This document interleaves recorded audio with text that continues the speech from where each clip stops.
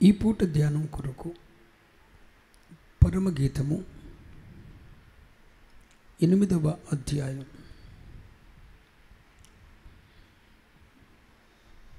10వ వచనాన్ని ఈ పూట ధ్యానం కొరకు నేను మీ ముందుకు తీసుకొని వస్తున్నాను.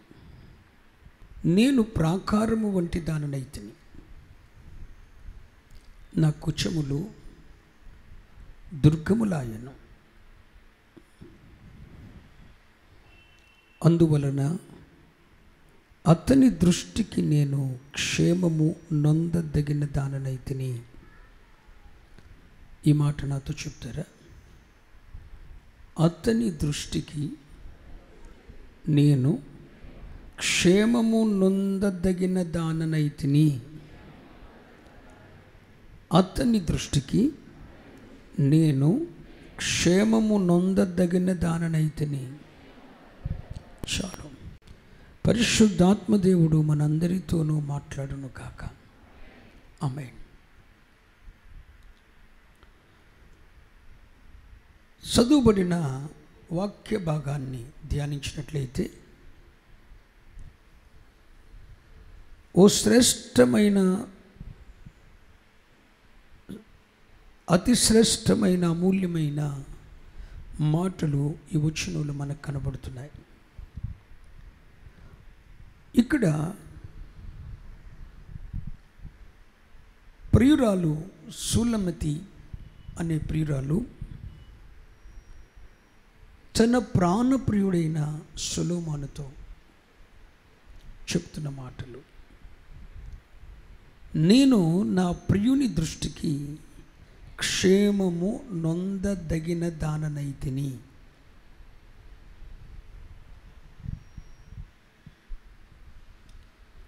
నా ప్రియుని దృష్టికి నేను క్షేమము నొందదగిన దాననైతిని.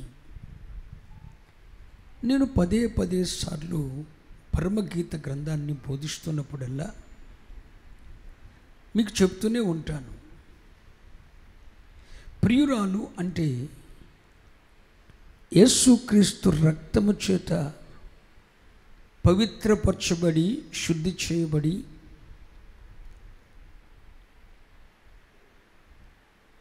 బాప్తిస్మము ద్వారా ఆయన పిల్లలుగా దత్తు చేయబడి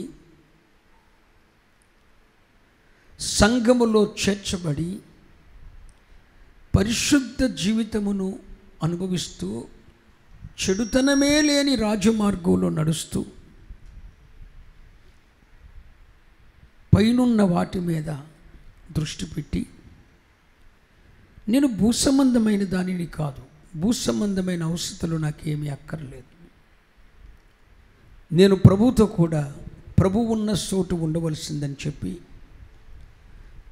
ఆ నిత్య సియోనుకు, పైనున్న నూతన యెరూషలేమును, ఆ సియోను పట్టణమునకు చేరాలని పునాదులు కలిగిన ఆ పట్టణము కొరకు ఎదురు చూస్తూ, ప్రభువు ఎప్పుడు వస్తాడా మేఘాల మీదకు, తానున్న చోటుకి నన్ను ఎప్పుడు తీసుకొని పోతాడు అని చెప్పి ఆ ప్రియుడైన ప్రభువైన యేసుక్రీస్తు యొక్క మహిమగల రాకడ కొరకు ఎదురు చూస్తున్న బిడ్డలే ఆ వధువు సంఘమని లేదా ప్రియురాలు అని పదే సార్లు మీతో చెప్తూనే ఉన్నాను. ఒక మాటలో చెప్పాలంటే, ప్రియురాలు యేసు స్వరక్తమిచ్చి సంపాదించుకున్న జీవము గల దేవుని సంఘం. సంఘం అంటే అందులో ఉన్న సజీవమైన రాళ్ళమైన నీవు, నేనే. మరి నీవు సాక్ష్యాన్ని ఇవ్వగలవా? నేను నా ప్రియుని దృష్టికి, నేను నా ప్రియుడైన యేసయ్య దృష్టికి నేను క్షేమము నొందదగిన దానను అన్ను చెప్పగలవా? ఈ సాక్ష్యాన్ని ఇవ్వగలిగిన సత్తా, ధైర్యం నీకుందా? ఒక మాట చెప్తాను మీకు అర్థమవటానికి. నోవహు కాలంలో ఆనాటి ప్రజలందరూ కూడా చెడు నడత నడిచారు, బహుగా చెడిపోయారు. ఎంతగా చెడిపోయారంటే భూమి మీద ఎక్కడ చూసినా బలాత్కారమే ఉంది తప్ప దేవుని బతిమాలుకునే అనుభవం లేదు. నోవహు కాలములో ఉన్న పరిస్థితులు అవి. లోకమంతా చెడిపోయింది. ప్రజలందరూ తమ మార్గములను చెరిపివేసుకున్నారు. అందరూ దేవుని దృష్టికి దోషులైపోయారు. ఆకాశం నుండి జీవము గల దేవుడు తొంగి చూసిన యథార్థమైన మార్గంలో, చెడుతనమే లేని రాజమార్గంలో పరిశుద్ధత కలిగి నడిచేవాడు ఎవడైనా ఉన్నాడా అని ప్రభు ఆకాశం నుండి తన నివాసం నుండి తొంగి చూస్తే ఒక్కడు కూడా కనబడని రోజులవి. టోటల్ భూమి ఎంత చెడిపోయింది. నీతిమంతుడు ఎవడైనా ఉండకపోడా అని పరిశీలిస్తే ఒక్క నీతిమంతుడు కానీ ఒక్క నీతిమంతురాలు కానీ భూమి మీద కనపడలేదు.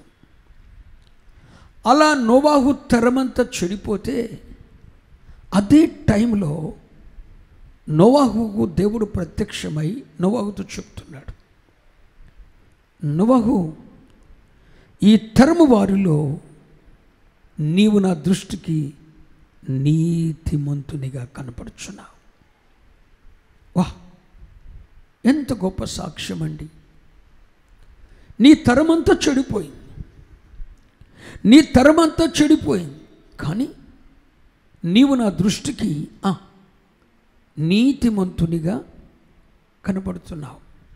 అంటే నోవాహు కాలంలో తన తరమంతా చెడిపోయినా కూడా తన నీతిని కాపాడుకున్న వ్యక్తి నోవాహు కుటుంబం.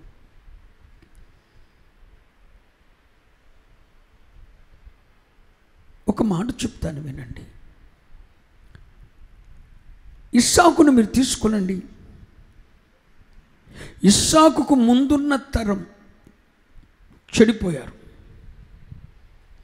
ఇస్సాకు తరువాత వచ్చిన యాకోబు తరం చెడిపోయారు. మీకు అర్థమవుతో చెప్తాను. నేను అలా అంటున్నానని ఏమనుకోవద్దు. ఇస్సాకుకు ముందున్న తరం ఎవరు? అబ్రహాం. అబ్రహామును మీరు చూస్తే అబ్రహాముకి 3 భార్యలు. అరే, ఆనాటి ధర్మశాస్త్ర ప్రకారం, ఆనాటి మనసాక్షి యుగ ప్రకారం అది తప్పు కాదు. కానీ చూడండి, ఒక మాట చెప్తాను. మన పితరుడైన అబ్రహాముకి 3 భార్యలు. సరే, ఇస్సాకు కుమారుడు యాకోబుకి 4 భార్యలు. కానీ అబ్రహాముకి యాకోబుకి మధ్యనున్న ఇస్సాకు 1 భార్య, ఏకపత్ని పురుషుడు. ఎందుకు ఈ మాటలు చెప్తున్నానంటే, ఇస్సాకుకు ముందున్న తరం చెడిపోయింది. ఇస్సాకు తరువాత వచ్చిన తరం కూడా కట్టుతప్పి తిరిగారు. కానీ ఇస్సాకు మాత్రం తన తరములో నీతిని కాపాడుకున్నాడు.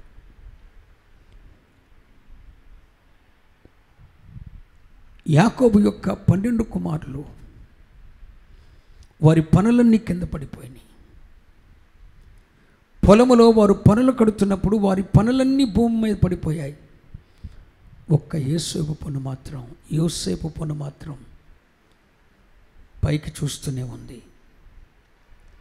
యోసేపు పన మాత్రం నిలిచి ఉండనే ఉంది.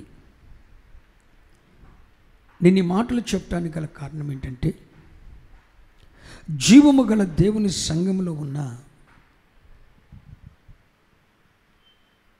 నీవు, జీవము గల దేవుని సంఘములో ఉన్న నీవు,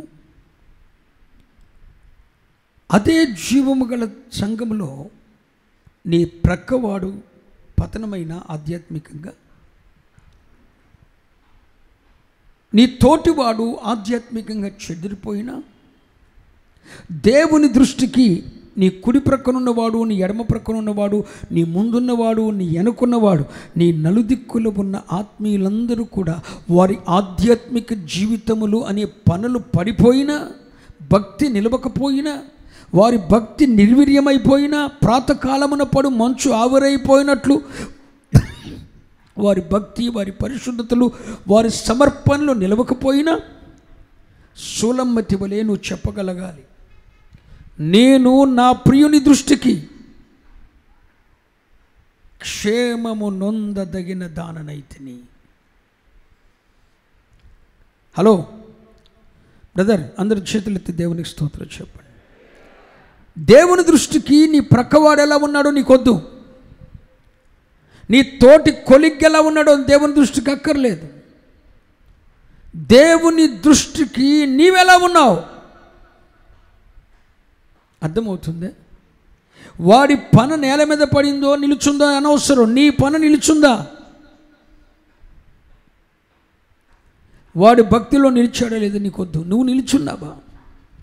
అసలు నువ్వు చెప్పాలి, అయ్యా నా ప్రక్కవాడు, నేను పదే సార్లు చెప్తున్నాను, దేవాలయానికి ఇద్దరు మనుషులు వెళ్ళారు కదండి, ఇద్దరు దేవాలయంలో నిలుచుండి ప్రార్థన చేస్తున్నాడు.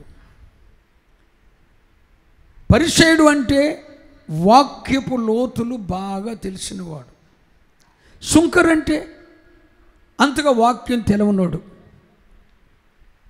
ఇప్పుడు సుంకరేమో నిలబడి దేవుని తట్టు కన్నులెత్తుతున్నాడు, దేవుని తట్టు కన్నులెత్తి ప్రార్థన చేస్తున్నాడు, దేవుని తట్టు మనసు విప్పి ప్రార్థన చేస్తున్నాడు సుంకరి. అదే మందిరంలో ఉన్న పరిసయ్యుడు వాక్యం తెలిసినోడు దృష్టి ఎక్కడుంది? నేను ఆ సుంకర్య వలె ఉండనందుకు నీకు అంటే వీడి దృష్టి ఎక్కడుంది? పక్కనున్నోడి దృష్టి ఉంది, పక్కనున్నోడి మీద ఉంది. నేను అడుగుతున్నా, నీ దృష్టి నీ పక్కనున్న వారి భక్తి మీద ఉందేమో? ఉండకూడదు. అరే నాతో కూడా కలిసి ప్రార్థన చేసి నీమే పాడైపోయిందిరా, నాతో కలిసి తిరిగి నీ వ్యక్తి చెడిపోయాడురా, భక్తి వదులుకున్నాడురా అని అనొద్దురా, అనొద్దు. అర్థమవుతుందా? ఒకటే చెప్పగలగాలి, నేను నా ప్రియుడైన యేసయ్య దృష్టికి క్షేమము నొందదగిన దాననైతిని. యేసయ్య స్తోత్రం అని చెప్పండి, మంచిగా చెప్పండి. నేను నా ప్రియుని దృష్టికి క్షేమము నొందదగిన దాననైతిని అంటే ఒక అర్హత ఉంది నాకు. దేవుడు ఒక ఆధిక్యత ఇచ్చాడు, నేను నా దేవుని దృష్టికి క్షేమము నొందదగిన దానని. నేను చెప్తున్నా, నువ్వు చెప్పగలవా? దేవుని రెక్కల కింద ఉన్న కృపాక్షేమం పొందటానికి నేను అర్హురాలను, నా కుటుంబం అర్హత పొందింది అని చెప్పగలిగిన ధైర్యం నీకుందా? వైరస్ విజృంభిస్తున్న వేళ ప్రభువు చెప్పాడు, చెప్పబడినట్టే ఉంటుంది, చెప్పబడదు అని. దాని ప్రభావం తగ్గుద్ది, కరోనా పోదు. చూడండి, ఎవరింటికి వెళ్ళైనా తట్టండి, మా ఇంట్లో క్షేమం ఉంది అని చెప్పేవాళ్ళు లేడు. హలో, క్షేమము నొందదగిన దానను, నేను నా ప్రియుని దృష్టికి క్షేమము నొందదగిన దానను, నా ప్రియుని దృష్టికి క్షేమము నొందదగిన దాననైతిని అని చెప్పగలిగిన ధైర్యం మనలో ఉందా? నేను నా ప్రియుడైన యేసయ్య దృష్టికి క్షేమము నొందదగిన దానను. క్షేమం అనేది ఎక్కడి నుండి వస్తుంది? కృపాక్షేమములు ఆయన ఇచ్చేవి. ఒకని ఆయుష్, ఒకని ఆశీర్వాదం ఆయన చేతిలో ఉంది. కృపాక్షేమం అనేది ఆయన నుండి అనుగ్రహం, బుద్ధి విజ్ఞానము సర్వము ఇంక్లూడింగ్ క్షేమమంతా ఆయన చేతిలో నుండి అనుగ్రహించబడేది. నేను అడుగుతున్నా, తెగులు మీద తెగులు, వైరస్ మీద వైరస్ ప్రపంచాన్ని కుదిపివేయబోతున్నాయి. జనము మీదకి జనము లేవబోతున్నారు. ఒకటి గుర్తుంచుకోండి, రానున్న కాలంలో పరిశుద్ధ జీవితం జీవిస్తున్న నిన్ను కూడా బజారుకి ఈడ్చి సైతాను నిలబెట్టాలని ప్రయత్నం చేస్తుంది. నిలబడవలసిన రోజు వస్తుంది, తప్పదు. Note this point. బజార్లోకి నిలబెడతారు మిమ్మల్ని, నిష్కారణమైన నిందలు వేసే రోజులు వస్తాయి. సజావుగా సేవ సాగుద్ది అనటానికి రుజువు లేదు. సమాజ మందిరాల్లో నిలబడి జరిమానాలు వేయించవలసిన దినాలు వచ్చిని, దెబ్బలు తినవలసిన రోజులు వచ్చే ఉన్నవి. పరిస్థితులన్నీ తలకిందులైపోబోతున్నాయి. క్రైస్తవ్యం కొన్ని శ్రమల గుండా వెళ్ళవలసిన దినాలు మనం చూడబోతున్నాం. నేను చెప్పే మాట ఏంటంటే, ఉపదేశం ఏంటంటే, ఇప్పటి వరకు జరిగిన దినాలే మంచి దినములు, అయితే రానున్న దినములు దుర్దినములు. చాలా భయానకమైన పరిస్థితులు వస్తాయి. ఉన్నది ఉన్నట్టు చెప్పాలి తప్ప లేనిది చెప్పకూడదు కదా. కాబట్టి రానున్న దినాల్లో పరిస్థితులు చాలా విషమించిపోతున్నాయి. అంత్య దినములలో అపాయకరమైన కాలములు వచ్చునని, అంత్య దినములలో అపాయకరమైన కాలములు వస్తాయి. అంటే రానున్న కాలాలు ఏ కాలము? అపాయకరమైన కాలాలు.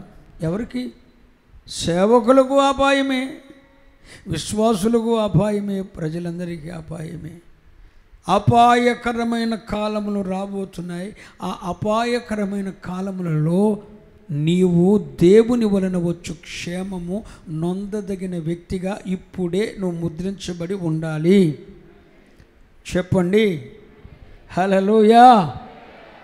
అంత్యదినములలో అపాయకరమైన కాలాలు వస్తాయి.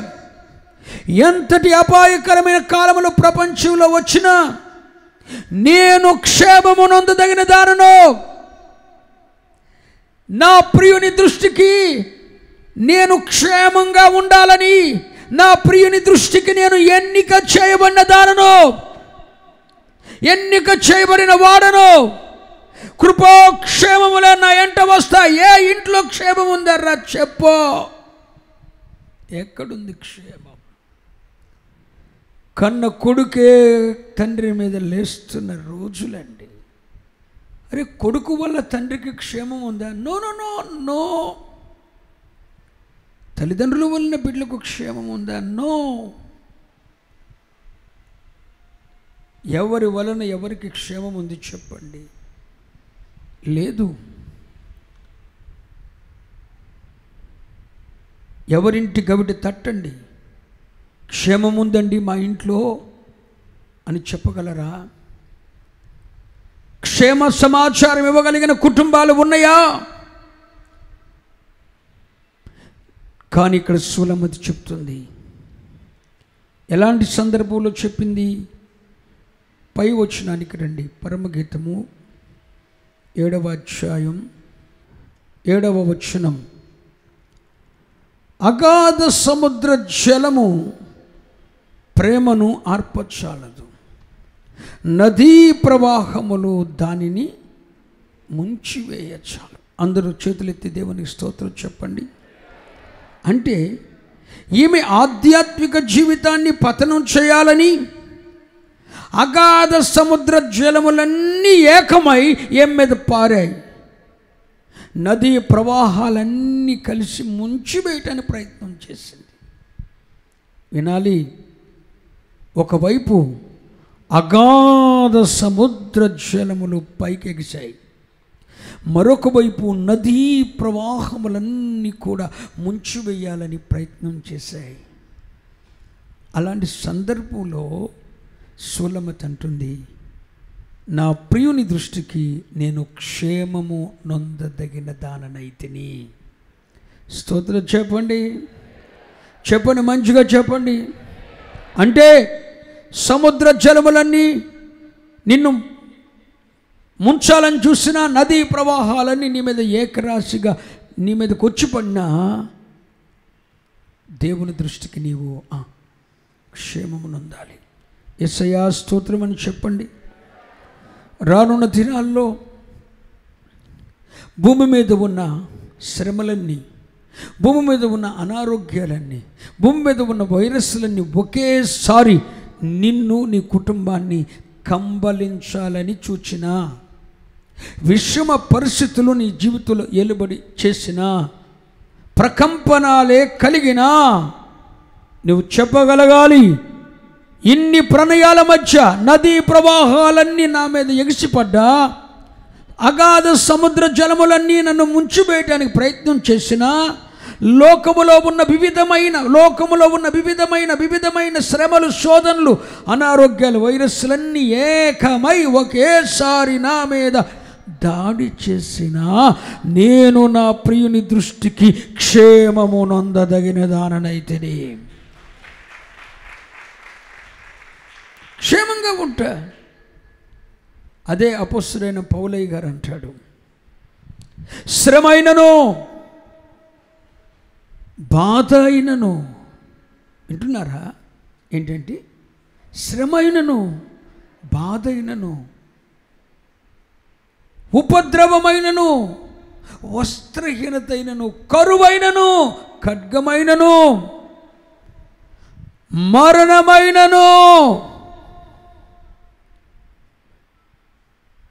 ఇవన్నీ నా యేసు ప్రేమ నుండి నన్ను వేరు చేయలేవు అని సాక్ష్యం ఇచ్చిన పౌలయ్య గారు ఇంకా కొంచెం పైకెళ్తే అంటాడు, వీటన్నిటిలోనూ అత్యధికమైన విజయం ఇస్తున్న దేవునికి స్తోత్రం అంటాడు పౌలయ్య గారు అదే అధ్యాయములో. ఏటన్నిటిలో? వచ్చిన వాటన్నిటిలో నా దేవుడు అత్యధిక విజయాన్ని ఇస్తున్నాడు అన్నాడు. వింటున్నారా? శ్రమ వచ్చింది, బాధ వచ్చింది, హింస కలిగింది, వస్త్రహీనత వచ్చింది, కరువు వచ్చింది, ఖడ్గం వచ్చింది, ఉపద్రవం వచ్చింది, ఉప్పెన వచ్చింది, మరణమే వచ్చి నిలబడి పక్క నవ్వింది. పౌలయ్య గారు అంటాడు, వీటన్నిటిలోనూ అత్యధిక విజయం ఇస్తున్న దేవునికి చెప్పరే స్తోత్రం అంటాడు. రోమాపత్రిక 8, 37, 36, 37, 39 వచనాలు చదవండి. అంటే ఇవి నన్ను ఏమీ చేయలేకపోయాయి. స్తోత్రం చెప్పండి. అగాధ సముద్ర జలములైనా నీ ప్రేమను అర్పజాలవుగా,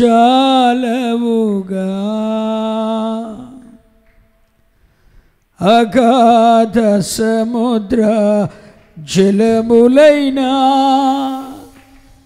ఈ ప్రేమను అర్పజాలవుగా, నీ ప్రేమ నాకై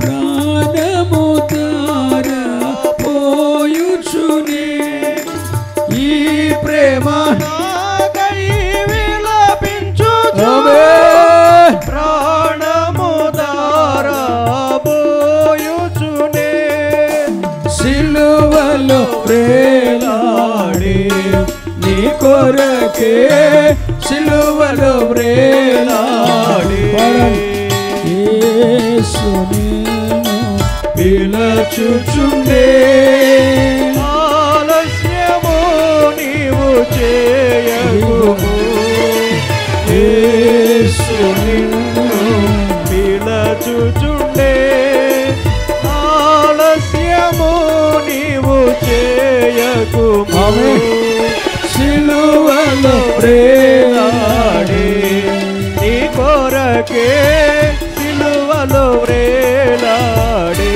స్తోత్రమయ్యా. చేతులు ఎత్తి చెప్పండి. వీటన్నిటిలోనూ అత్యధిక విజయం అనుగ్రహిస్తున్న దేవునికి చూడండి. ఆ వచ్చిన ఒక వచనం చూడండి, రోమాపత్రిక 8:37. అయినను మనలను ప్రేమించిన వాని ద్వారా మనము వీటన్నిటిలో అనండి. ఆ మాట మంచిగానండి. వీటన్నిటిలో అత్యధిక విజయము. ఏటన్నిటిలో? ఇప్పుడు రండి. శ్రమైనను, అదిగో చూడండి 36వ, అదిగో చూడండి, క్రీస్తు ప్రేమ నుండి మనల్ని ఎడబాపు వాడెవడు? నెంబర్ 1 నేను శ్రమైనను 1 మీరనండి, నేను చదువుతా.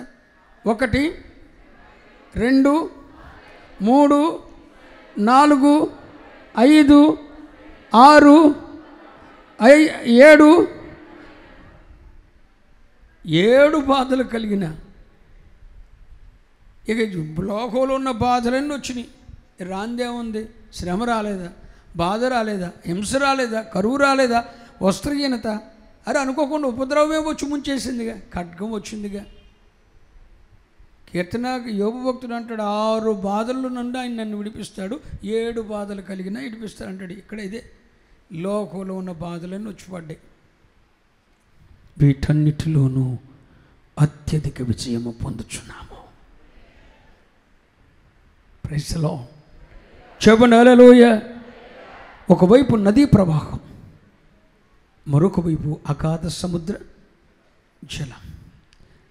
నువ్వు యేసుక్రీస్తు రక్తము చేత ముద్రించబడిన వ్యక్తివైతే, పరిశుద్ధతను కాపాడుకుంటున్న వ్యక్తివైతే, నీ వస్త్రమునకు మలినము కాకుండా పవిత్రతను కాపాడుకుంటున్న వ్యక్తివైతే, వీటన్నిటిలోనూ అత్యధిక విజయము దేవుడు నీకు అనుగ్రహిస్తాడు. వీటన్నిటిలో కూడా క్షేమము నొందదగిన దానవు. ఆమేన్. క్షేమము నొందదగిన వాడవు. ఏటన్నిటిలో? వీటన్నిటిలో 7 బాధలు నీకు వచ్చినా వీటన్నిటిలో కూడా నీవు క్షేమము నొందదగిన వ్యక్తివి. స్తోత్రం చెప్పు. అంతేనా? అగాధ సముద్ర జలములున్న, నదీ ప్రవాహాలు ముంచివేట ప్రయత్నం చేసిన, అగాధ సముద్రాలన్నీ ఏకమైనా నిన్నేమీ చేయలేవు. నువ్వు క్షేమము నొందదగిన వాడవు. చెప్పరే, చెప్పండరా, క్షేమంగా ఉంటావు. పిల్లలారా, మీరు నమ్ముతారా? నేను ఎదుర్కొని బాధ లేదు, నేను అనుభవించని రోగం లేదు. తల్లి గర్భమున పిండముగా పడిన 3వ నెల నుండి కూడా పిండములో జీవం పోసుకున్నది మొదలుకొని ఈరోజు వరకు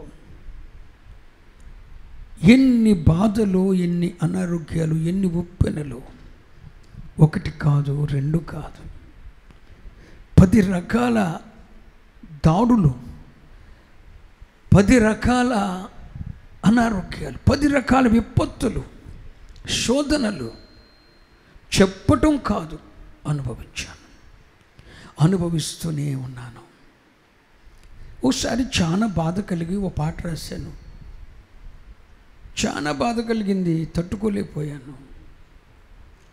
ప్రభువా, శోధనలు ఎన్ని నా మీద దాడి చేస్తుంటే శత్రువులకు నేను హేళనైపోతున్నాను ప్రభువా. అంటే నువ్వు చూడలేదా అన్నట్టు ఫీల్ అయిపోయి మోకాళ్ళ మీద ఆ పాట రాస్తూ, ప్రభువా, రోగములు నా పైన దాడి చేయగా, మరణ శయ్యపై నన్ను పడవేయగా, స్తుతిమించిన విప్లవమైన అనారోగ్యం నా మీద దాడి చేసినప్పుడు, రోగములు నా పైన దాడి చేయగా, మరణ శయ్యపై నన్ను పడవేయగా, నన్ను చూచెను నీ దయగల కన్నులు, నన్ను చూచెను నీ దయగల కన్నులు, లేవనెత్తెను నీ కరుణ హస్తము, లేవనెత్తెను నీ కరుణ హస్తము. శోధనలు ఆవేదనలు నన్ను వెన్నటియుండగా, శోధనలు ఆవేదనలు నన్ను వెన్నటియుండగా,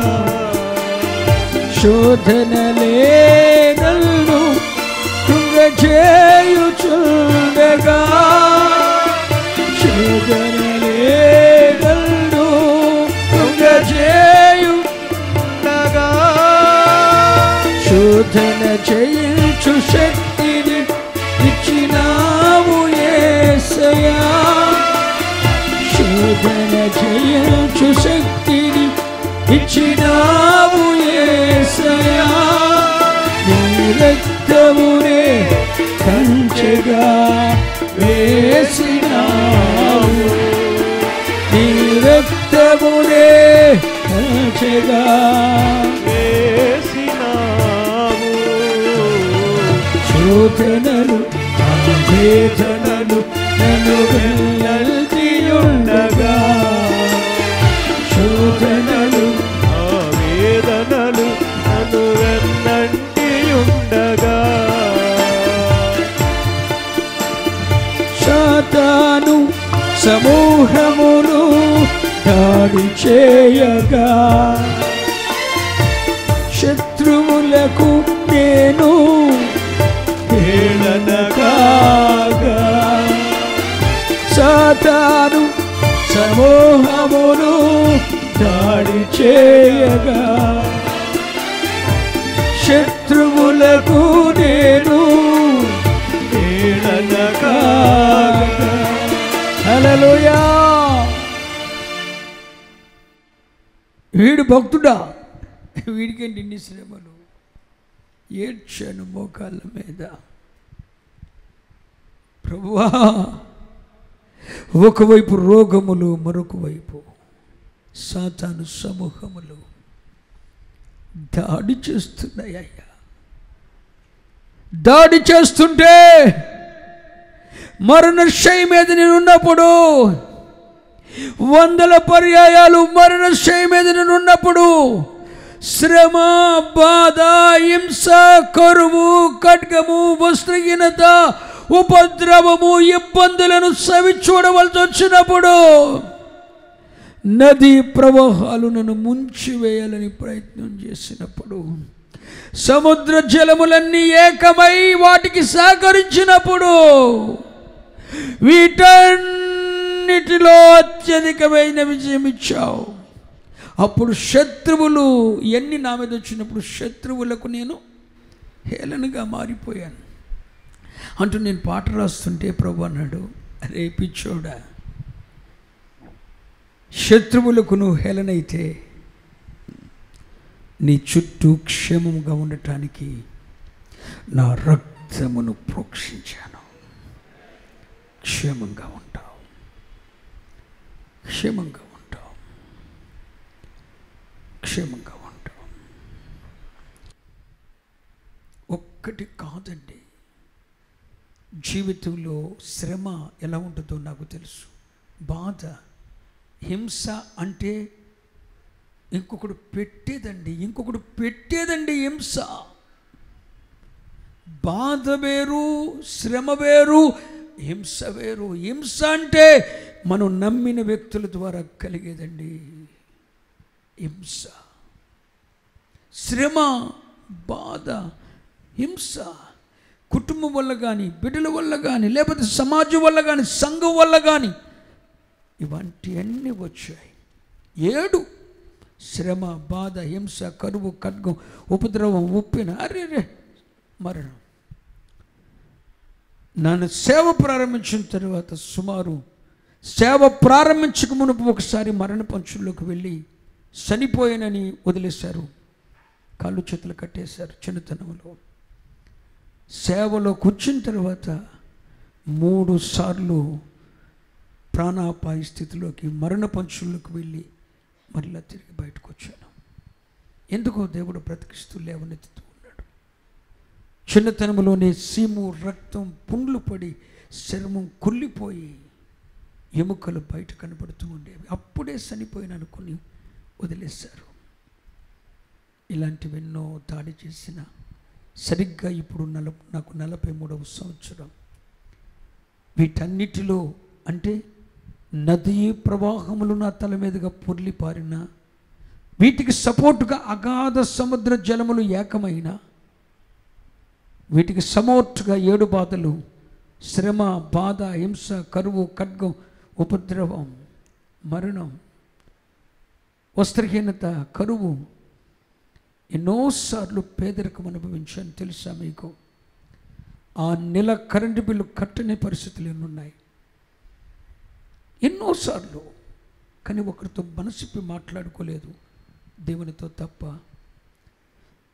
ఇన్ని విపత్తులో సావు తప్ప గత్యంతరం లేదు అని అనుకున్న సమయమన్నిటిలో నా మీద సైతాను సమూహములు దాడి చేస్తున్నప్పుడు శత్రువులు నవ్వారు, హేళనగా మారిపోయాను.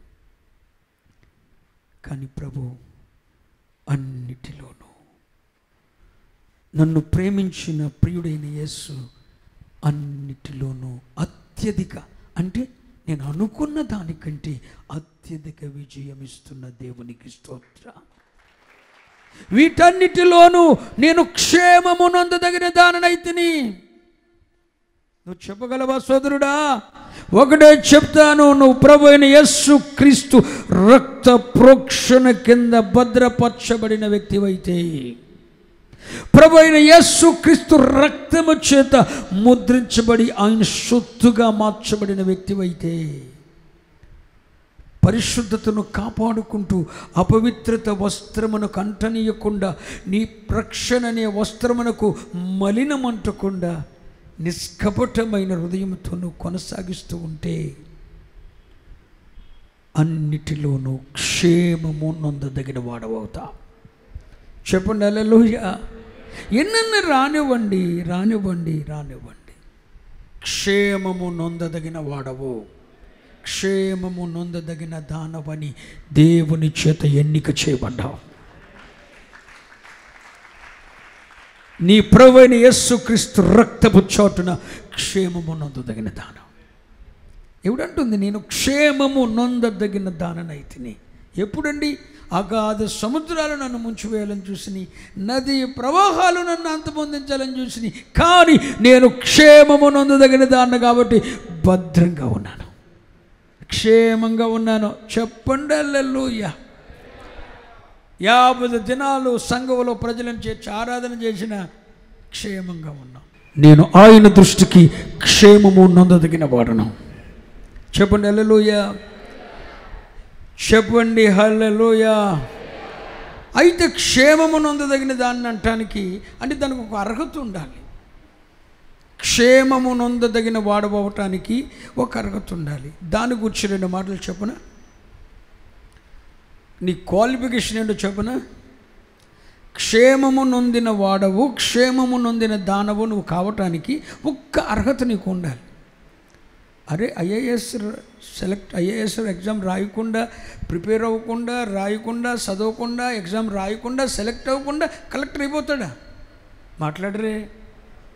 ఒక ఐపీఎస్, ఓ పెద్ద పోలీస్ ఆఫీసర్ అవ్వాలంటే ఐపీఎస్ చదవాలి, సిద్ధపడాలి, ఎగ్జామ్ రాయాలి, సెలెక్ట్ అవ్వాలి. అన్నిట్లోకి ఉత్తీర్ణమైతేనే కదా ఐపీఎస్, డీజీపీ, ఐజీపీ కదా, కలెక్టర్.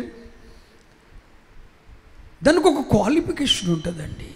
దేవుని హస్తము కింద, ఆయన రక్త ప్రోక్షణ కింద నీవు క్షేమము నొందదగిన వాడవు, క్షేమము నొందదగిన దానవు కావాలి అని అంటే దానికి కొన్ని క్వాలిఫికేషన్స్ కావాలి. 1-2 విషయాలు చెప్తాను. చాలా విషయాలు ఉన్నాయి, కానీ ఈ పూటకి 1-2 విషయాలు చెప్తాను. అదే పరమగీతం గ్రంథం 8వ అధ్యాయం.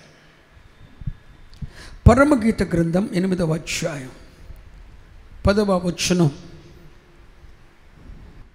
నేను ప్రాకారము వంటి దాననైతిని అనండి, నా కుచములు దుర్గములాయను, అందువలన అతని దృష్టికి నేను క్షేమము నొందదగిన దాననైతిని. ఎందువలన? అందువలన. అందువలన అంటే ఎందువలన? అక్కడ 2 మాటలు ఉన్నాయి. నేను ప్రాకారము వంటి దాననైతిని అనండి, నా కుచములు దుర్గములాయను, అందుకే నేను నా ప్రియుని దృష్టికి క్షేమము నొందదగిన దానను. స్తోత్రమయ్యా అనండి. అంటే ఈ 2 క్వాలిఫికేషన్, కనీసం ఈ 2 క్వాలిఫికేషన్స్ నీకుంటే, ఈ 2 అర్హతలు నీకుంటే ప్రభు తప్పకుండా క్షేమము నీకు అనుగ్రహిస్తాడు. చెప్పండి హల్లెలూయా. ఏంటి ఆ 2 అర్హతలో మొదటి క్వాలిఫికేషన్ ఏంటి? నేను ప్రాకారము వంటి దాననైతే నీ. స్తోత్రం చెప్పండి. అంటే అమ్మా స్తోత్రం చెప్పాలి. హల్లెలూయా చెప్పండి. మనం ఆయన దృష్టికి క్షేమము నొందాలంటే నెంబర్ 1 ప్రాకారం వంటి దాన్ని అవ్వాలి. ప్రాకారం అంటే ఏం చేస్తుంది? నా వైపు చూస్తూ వినండి. ప్రాకారం ఏం చేస్తుందండి? ఇప్పుడు ఈ మందిరం చుట్టూ ప్రాకారం ఉందా? ప్రాకారం ఉందా? చుట్టూ ప్రాకారం ఉందా? ప్రహరీ గోడ ఉందా? ఏం చేస్తుంది అది? చుట్టుప్రక్క వారి సరిహద్దుల నుండి దీన్ని వేరు చేస్తుంది. సపరేషన్. ప్రాకారం చేసే మొట్టమొదటి పని ఏంటంటే సపరేషన్, అంటే ప్రత్యేకిస్తుంది. 2 ప్రాకారం మన సొత్తును భద్రంగా ఉంచుతుంది.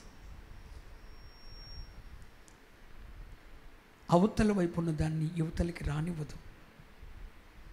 ప్రాకారం. పిల్లలారా, ప్రతి ఆత్మీయుడు కూడా ఈ స్థాయికి రావాలి. హలో బ్రదర్,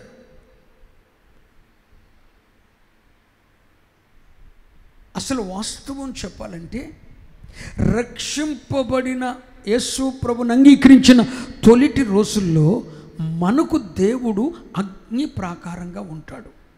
స్తోత్రం చెప్పండి. మనకు దేవుడు మాట్లాడలేరా? దేవుడు మనకు అగ్ని ప్రాకారం ఉంటాడు. చూడండి జకర్యా గ్రంథం 3వ అధ్యాయం 5వ వచనం, 2వ అధ్యాయం 5వ వచనం చూడండి. ప్రభు అంటున్నాడు, నేను దాని చుట్టూ అగ్ని ప్రాకారముగా ఉందును. స్తోత్రం చెప్పండి. మనం యేసు ప్రభుని అంగీకరించిన తొలిటి రోజుల్లో ఆయనను రక్షకునిగా ప్రభువుగా ప్రతిష్ఠించుకున్న మొదటి రోజుల్లో మనకు ఆయన ప్రాకారంగా ఉంటాడు. స్తోత్రం చెప్పండి. మనకు ఆయన ప్రాకారంగా ఉంటాడు. లోకము మనలోనికి రాకుండా, ఆమేనండి, బయట ఉన్న పాపము మనలోనికి రాకుండా, అపవిత్రత మనలోనికి రాకుండా, ఇతరులు శత్రువులు మన సరిహద్దు, రక్షణ పరిశుద్ధత అనే మన సరిహద్దుల్లోనికి ఇతరమైన వ్యసనాలు పాపపు ఇచ్చలు రాకుండా మనము ప్రభువుని అంగీకరించిన తొలిటి రోజుల్లో ప్రభువు మనకు ప్రాకారంగా ఉంటాడు. కానీ మనం ఆధ్యాత్మికతలో ఎదుగుతూ ఉన్న కొలది ఇక ఎప్పుడు నువ్వే కాయి ప్రభా, నువ్వే కాయి ప్రభా, లోకాన్ని నాలోకి రానియొద్దు ప్రభా, పాపము నాలోకి రానియొద్దు ప్రభా, వ్యసనాలు నాలోకి రానియొద్దు ప్రభా, నువ్వు అగ్ని ప్రాకారంగా ఉండు ప్రభా అని ఇక అదే అరిగిపోయిన ప్రార్థన చేయకూడదు. ఏమనాలి? ఒకప్పుడు ప్రభువా, లోకములో ఉన్న పాపము, అపవిత్రత, లోకంలో ఉన్న చెడు, లోకంలో ఉన్న ఆచారాలు, లోకంలో ఉన్న సాంప్రదాయాలు, లోక పద్ధతులు, మానవ పద్ధతులు నాలోనికి రాకుండా నా చుట్టూ నువ్వు అగ్ని ప్రాకారంగా ఉన్నావు. ఒకప్పుడు ప్రభువా, ఇప్పుడు నేను ఎదిగాను, పెద్దదాయనయ్యాను, నా కూచములు దుర్గములాయను, నేను భక్తిలో పారవశ్యం చెందుతున్నాను ప్రభువా, ఇంకొక బలహీనుడి దగ్గరికి వెళ్ళి ప్రభువా నువ్వు వాడిని కాపాడయ్యా, నేనే ప్రాకారంగా ఉంటాను, నా ఆత్మీయ జీవితానికి నేనే ప్రాకారంగా ఉంటాను, నేనే ప్రాకారంగా ఉంటాను. ఇప్పుడు నీవు అనాలి, లోకములో ఉన్న పద్ధతులు, లోక పద్ధతులు, మానవ పద్ధతులు, లోక సంబంధమైన ఆచారాలు, లోక సంబంధమైన పాపము, లోకములో ఉన్న పాపము, వ్యసనము, ఇచ్చలు కోరికలు నాలోనికి రాకుండా, లోకములో ఉన్న చెత్త చెదారం నాలోనికి రాకుండా ప్రభువా నేనే ప్రాకారంగా ఉంటాను. చెప్పరే అంటే నా స్థాయి పెరిగింది. ఒకప్పుడు నువ్వు ప్రాకారంగా ఉన్నావు, ఇప్పుడు నా ఆత్మీయ జీవితానికి నేనే రానివ్వను ప్రభువా. ఆ చెత్త నాలుగు రానివ్వను ప్రభువా. నువ్వు నిశ్చింతగా ఉండు ప్రభువా. నేను ఇప్పుడు ప్రాకారం లాంటిదాన్ని అయిపోయాను ప్రభువా. నన్ను గురించి నువ్వు ఆలోచించొద్దు ప్రభువా. ఆ స్థాయికి విశ్వాసం ఎదగాలండి. మనోళ్ళ భక్తి ఏంటంటే, చిన్న గొర్రె పిల్లను నేను యేసయ్యా, మెల్ల మెల్లగా నడుపు మెస్సయ్యా. నేను ఎప్పుడు నీ భుజాల మీద కూర్చుంటా ప్రభువా, నువ్వు అలాగే నడుపుతా ఉండు ప్రభువా. నేను చిన్న గొర్రె పిల్ల. నో, నువ్వు ఇప్పుడు ఏమన్నానో తెలుసా? చిన్న గొర్రె పిల్లను కాదు ప్రభువా. ఒకప్పుడు నీ భుజముల మీద నన్ను మోసావు, ఇప్పుడు నీ కాడి మోయటానికి నేను సిద్ధంగా ఉన్నవాడను. హల్లెలూయా, హల్లెలూయా. విశ్వాస స్థాయి పెరగాలండి. ఎప్పుడు యేసు భుజాల మీద కూర్చొని హ్యాపీగా ఫీల్ అవ్వకూడదు. దేవుని పిల్లలు కాస్తంత ఆయన కాడి మన భుజం మీద వేసుకునే ఎవరికి రావాలి. ఎప్పుడు మనం ఆయన మీద భారంగా ఉండకూడదండి. గొర్రె పిల్లను ఆయన మోస్తాడు, కానీ ఎద్దు కాడిదని కాడి మోస్తుంది, సింహం వేటాడుతుంది. నీవే ఒక ఎద్దువై ఆయన భుజం మీద ఉన్న కాడిని నీ భుజం మీద తీసుకోవాలి. ప్రభువా నీ సువార్త భారం నేను మోస్తా, నీ సేవా భారం నేను మోస్తా. ఈరోజు అమ్మ మేరీ అనే ఒక అమ్మ హైదరాబాద్లో పరిచయం చేస్తున్నారు. ఆ అమ్మ ఉదయమే నా వాట్సాప్కి ఒక మెసేజ్ పంపించారు. అయ్యా మేము కూడా పరిచర్యలో ఉన్నాం, మీకోసం మీరు జరిగే ఆరాధనల కోసం ఎక్కడ ఆరాధన జరిగితే ఆ రోజు మేము ఉపవాసం ఉండి మా కొరకు మేము మీ కొరకు మేము ప్రార్థిస్తున్నామయ్యా. అంతేకాదయ్యా, దేవుడు మాకు ఇచ్చిన కృప చొప్పునయ్యా మీరు గ్రామీణ సత్య సువార్త కూడికి పెడుతున్నారు కదా, ఒక గ్రామంలో కూడికి పెడతానికి నా కానుక నేను పంపుతున్నానయ్యా. మీరు ఎక్కడ కూడుకుంటే ఆ రోజు మా కుటుంబం అంతా ఉపవాసం ఉండి ప్రార్థన చేస్తున్నామయ్యా. మీ కూడుకున్న రోజుల్లో కూడా మేము ఉపవాసం ఉంటున్నాం. ఈరోజు అయ్యాల మీ ఆరాధన ఉంది కదా, మీ లైవ్ వీక్షిస్తానికి ఆల్రెడీ రెడీ అయిపో కూర్చున్నామయ్యా. ఉపవాసంతో మీరు ఆరాధనలోకి వచ్చే ప్రతిరోజు కూడా మేము ఉపవాసం ఉండి ప్రార్థన చేస్తున్నామయ్యా. మేము మీ కొరకు పరిచర్య కొరకు ప్రార్థన చేస్తున్నామయ్యా. ఆంధ్ర వచ్చినప్పుడు మిమ్మల్ని కలుసుకుంటామయ్యా. మీ భారాన్ని కొంచెం మేము కూడా మోయాలనుకుంటున్నామయ్యా. ఒక గ్రామీణ సత్యస్వార్థ కూడికకు ఒక గ్రామంలో జరిగే సభ కొరకు ఎంత ఖర్చు నేను ఇస్తానయ్యా అని చెప్పి కానుక పంపించారండి అమ్మ. చిన్నపిల్లలాగా లేరు, కాస్తంత భుజం మీద భారం వచ్చిందండి. అంటే ఒకప్పుడు యేసయ్య నిన్ను మోసాడు, ఇప్పుడు నీవు ఆయన భారాన్ని పంచుకునే స్థాయికి రావాలి. ఒకప్పుడు యేసు నీకు ప్రాకారంగా ఉన్నాడు, ఇప్పుడు నీవే ఇతరులకు ప్రాకారంగా ఉండాలి.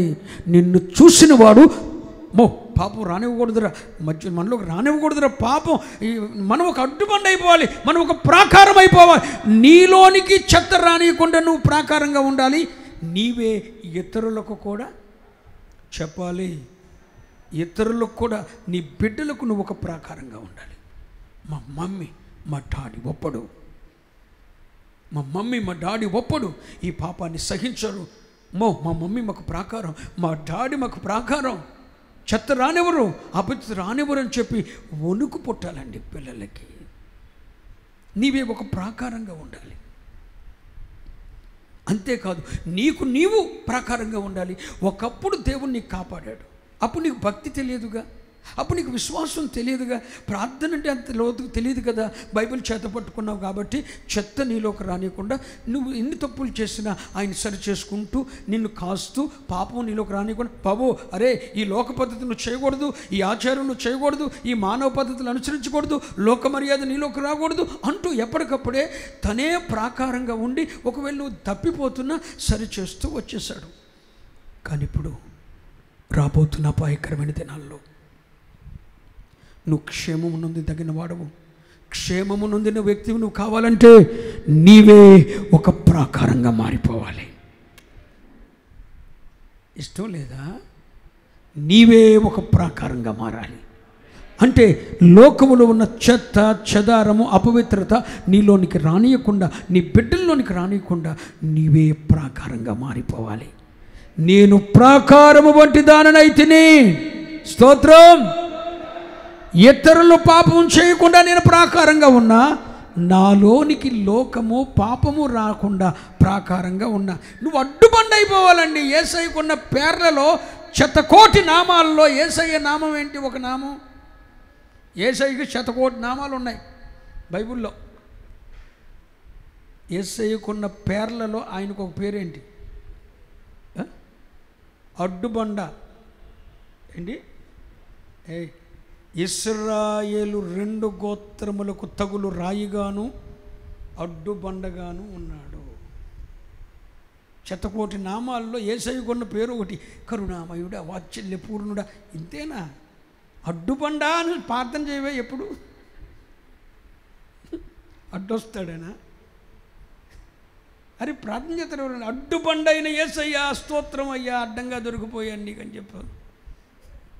అడ్డుబండ అంటే యేసయ్యకున్న పేర్లలో ఒక పేరు ఏంటంటే అడ్డుబండ, ఎదురు తగిలే రాయి. ఇశ్రాయేలు 2 గోత్రములకు ఆయన తగులు రాయిగాను అడ్డుబండగాను ఉన్నాడు. నీవు కూడా ఇతరులలో పాపం చేయకుండా నీవే ఒక ప్రాకారంగా మార్చబడాలి. యేసయ్యా స్తోత్రం అని చెప్పండి. నీలోనికి చెత్త రానికుండా నిన్ను నువ్వే కాసుకోవాలి, నిన్ను నీవే భద్రం చేసుకోవాలి.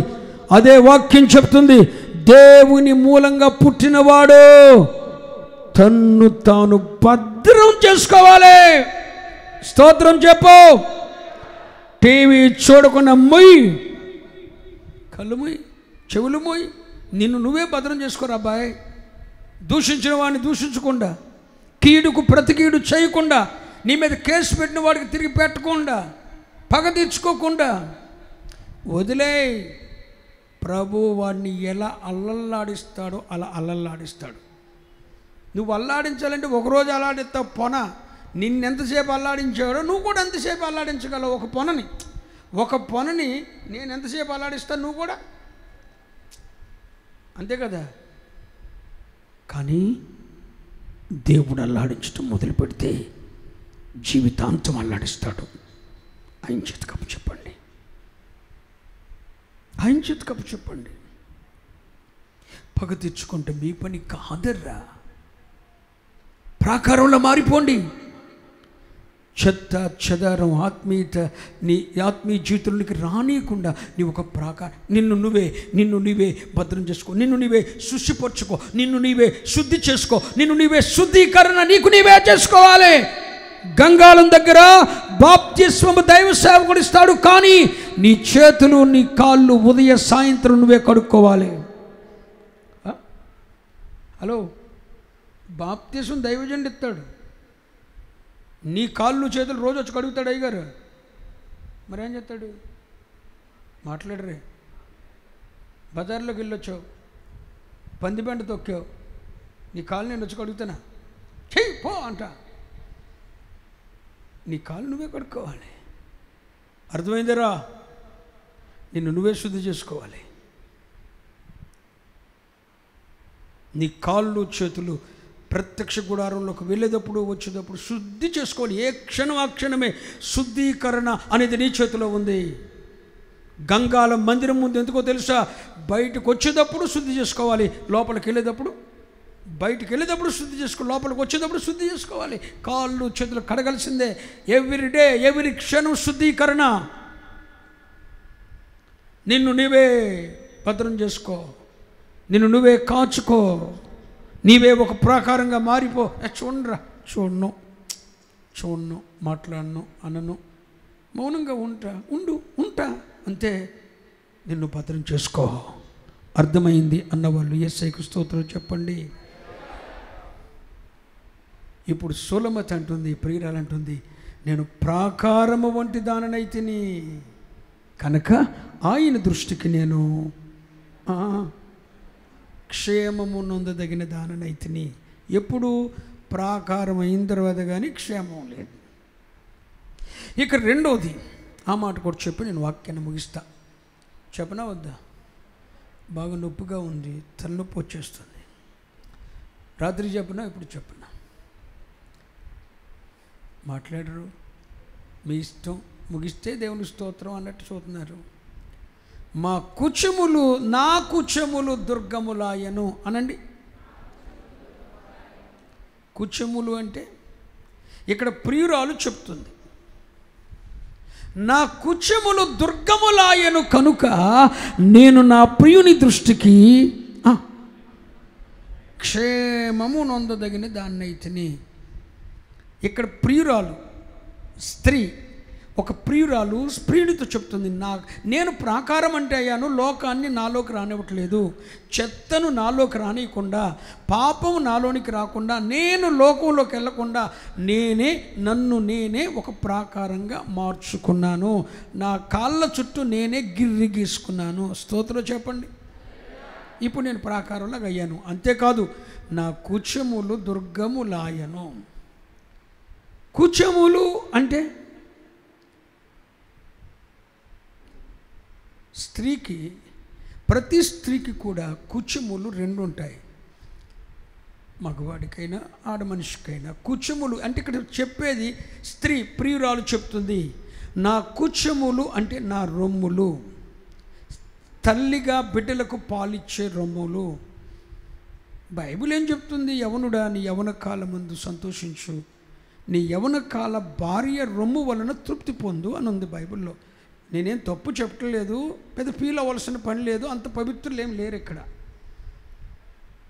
అటు భర్తను సంతోషపెట్టేది రొమ్ము, ఇటు బిడ్డలకు సన్యమిచ్చి పాలిచ్చేది కూడా రొమ్మే. వాటిని కుచములు అంటే, కుచములు ఎన్ని ఉంటాయి? బిడ్డకు పాలిచ్చే రొమ్ములు ఎన్నండి? రెండు. భర్తను సంతృప్తిపరచడానికి, బిడ్డలకు సస్యమిచ్చి ఒక తల్లిగా బిడ్డలను, ఒక మానవ జాతిని ఉత్పత్తి చేసి పెంచడానికి దేవుడిచ్చిన కుచములు రెండు.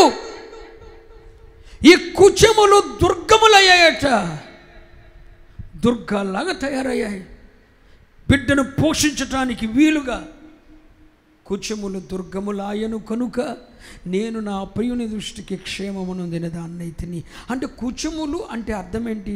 సార్వత్రిక దేవుని సంఘాన్ని మనం తీసుకున్నప్పుడు ప్రియురాలు సంఘమైతే దానికి అదే సంఘమే ప్రాకారంగా మారితే ఆ సంఘానికి ఉన్న రొమ్ములేంటి? ఆ కుచములు ఏంటి? ఆ విశ్వాసకున్న రొమ్ములేంటి? నా వైపు చూస్తూ వినండి. రొమ్ములు ఎన్ని అన్నాను మీరు చెప్పండి, తెలీదా? రెండు. ఒకటి, ఆ రొమ్ములో మొదటి రొమ్ము ప్రేమ అనండి, అనండి. రెండవది విశ్వాసం అనండి. ఒక రొమ్ము పేరేంటి? ప్రేమ. రెండవ రొమ్ము పేరేంటి? విశ్వాసం. ఎందుకు ప్రేమ విశ్వాసానికి పోల్చడం జరిగింది అంటే, ఒక మనిషిలో ఒక ఆత్మీయుడు దేవుని దృష్టికి క్షేమం నొందాలంటే నెంబర్ 1, అతడు ప్రాకారంలాగా మారిపోవాలి. అంటే లోకములో ఉన్న చెత్త, లోకంలో ఉన్న మలినాలు, లోకంలో ఉన్న అపవిత్రత, లోకంలో ఉన్న చెడు తనలోనికి కానీ తన కుటుంబంలోనికి కానీ రానియకుండా వారే ఒక ప్రాకారంగా మారిపోయినప్పుడు దేవుని దృష్టికి అట్టివారు క్షేమము నొందదగిన వారు. ఇక రెండోది ఏంటి? వారి కుచములు దుర్గముల్లాగా పెరగాలి. సన్యమిచ్చు తల్లి యొక్క రొమ్ములు ఏ విధంగా బిడ్డ కోసం పాల ఉత్పత్తి చేసి రెడీగా ఉంటాయో అలాంటి దుర్గాల్లాగా తయారవ్వాలి. రొమ్ములు అంటే అర్థం ఏంటి? ఒక విశ్వాసి యొక్క పరిపూర్ణతకు రెండు ముఖ్యం. ఒకటి ప్రేమ, రెండు విశ్వాసం. అంటే ఒక మనిషి ప్రేమలోనూ విశ్వాసంలోనూ సంపూర్ణంగా ఎదగాలి, మాట్లాడాలి. ఒక విశ్వాసి, యేసుక్రీస్తు రక్తము చేత కడుగుబడిన విశ్వాసి ఒకవైపు ప్రాకారంలాగా ఉండాలి, మరొక వైపు అతని కుచములు అంటే అతని రొమ్ములు, అతని కుచములు ఆ వ్యక్తి యొక్క రొమ్ములు, ఆ విశ్వాసం యొక్క రొమ్ములు, ఆ కుచములు అంటే విశ్వాసము ప్రేమ అనే కుచములు పరిపూర్ణంగా ఎదగాలి. స్తోత్రం చెప్పండి. పరిపూర్ణంగా ఎదగాలి. స్తోత్రం చెప్పండి. ఏంటవి కుచములంటే? ప్రేమ. బైబుల్ అంతా కూడా ప్రేమ. అసలు ఇంకో మాట చెప్పునా, నీ దేవుడు ప్రేమ అయి ఉన్నాడు. చెప్పరే, నీ దేవుడు ప్రేమ అయి ఉన్నాడు. Love is God, God is love, love is God. ప్రేమే దేవుడు, దేవుడే ప్రేమ. ఆ ప్రేమ పరిపూర్ణతలోకి రావాలి అంటే నీ రొమ్ములు ఎదగాలి. ప్రేమ అనే రొమ్ము పరిపూర్ణతలోకి రావాలి, పరిపూర్ణంగా దుర్గంలా ఎదగాలి.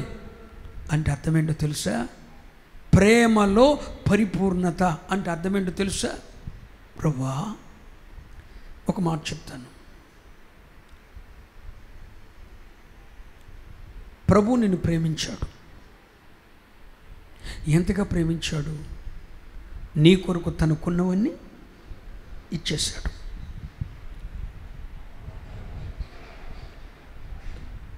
మహిమగల సింహాసనాన్ని విడిచిపెట్టాడు. మహోన్నతమైన దేవునితో సమాన స్థాయి కలిగిన విడిచిపెట్టేశాడు. దేవునితో సమానముగా ఈక్వల్ తండ్రి అయిన దేవుడు ఎంతో యేసయ్య అంత సమానమైన స్థానాన్ని విడిచిపెట్టి నీ కొరికి లోకానికి వచ్చి నిన్ను ప్రేమిస్తున్నాను అంటూ నీ కొరకు తన ప్రాణం ఇచ్చాడు. నీ ప్రేమ మరి యేసు నిన్ను ప్రేమించి నీ కొరకు తన రక్తాన్ని తన కలిగిందంత ఇచ్చాడు. తను రిక్తునిగా, ఇక ఆయన దగ్గర ఏమీ లేదు, నీకు అన్ని ఇచ్చేశాడు. నీ కొరకు ప్రాణం పెట్టాడు, రక్తం కార్చాడు, నిన్ను ప్రాణం ఇచ్చి ప్రేమించాడు. తిరిగి యేసయ్య నీ దశంభాగం అడగట్లా, నీ కానుక అడగట్లా, నీ అర్పణ అడగట్లా.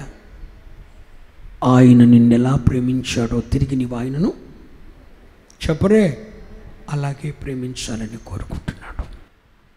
ఒకడు ప్రేమకు తన స్వాస్యం అందించిన ఆయన సంతృప్తి నొందాడు. యేసయ్య, నీవు నా కొరకు ప్రాణం పెట్టావు కదా, ప్రాణమిచ్చి నన్ను ప్రేమించావు కదా, నీ కొరకు నీ పరిచర్య కొరకు జీవమగల దేవుని సంఘము నడిపించబడటం కొరకు నేను కూడా నీ కొరకు నా ప్రాణమిస్తా. ఈక్వల్. అది ప్రేమ. ప్రేమలో పరిపూర్ణత అంటే అర్థమేంటో తెలుసా? నీవు ఆయన కొరకు మరణించే స్థాయికి రావటం.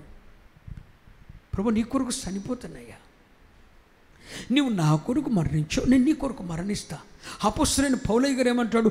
మేము వధింపబడుటకు సిద్ధముగా ఉన్న గొర్రెలం, చనిపోవడానికి ఫిక్స్ అయిపోయాం. యేసు ప్రభు కొరకు, ఆయన పరిచర్య కొరకు చనిపోవుటకు సిద్ధంగా ఉన్నాం. మా ప్రాణములు మాకెంత మాత్రం ప్రియమైనవి కాదో. ఇది పౌలయ్య గారి సాక్ష్యం అండి. నిజంగా నీ కుచములు, నీ రొమ్ములు, ప్రేమ అనే రొమ్ము పెరిగితే, ఆ రొమ్ము దుర్గములాగా మారితే తిరిగి యేసు కొరకు నీ ప్రాణమిస్తావో, ఆయన పరిచర్య కొరకు ప్రాణమిస్తావు. యేసు నిన్ను ప్రాణమిచ్చి ప్రేమించాడు కదా.